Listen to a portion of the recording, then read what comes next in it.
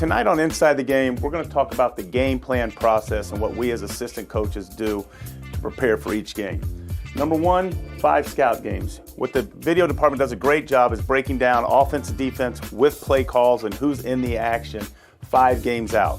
So the first thing when I come back, my computer will say 5 out. I know that, hey, I've got a game coming up in 5 that I need to start preparing for. I watch those, I'm going to see the style. Again, we talked about the play calls and the frequency. That's going to let me know what plays they're running the most, which is what most likely we will walk through day of game.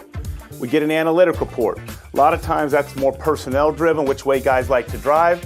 And should they be flush guys, which means no threes, close out to touch, which means we want to contest everything, they're okay three-point shooter, or short, which means they're not a threat from the three-point line.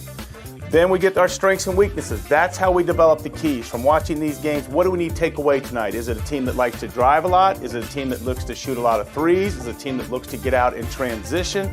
Are they more of a lot of split action with on-ball stuff and off-ball? So that tells us what we have to take away, and we like 3 keys. Keep it very, very simple for the guys and the coaches. If we do these things tonight and we do them well, we should win the basketball game.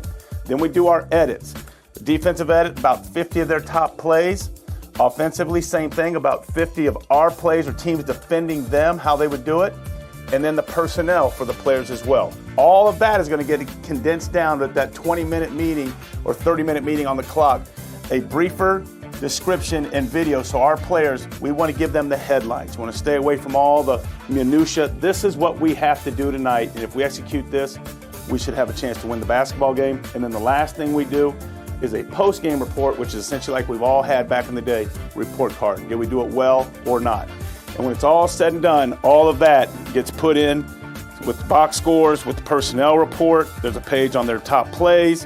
This is their defensive breakdown, their offensive breakdown, and then how they are statistically, and we just pass this out.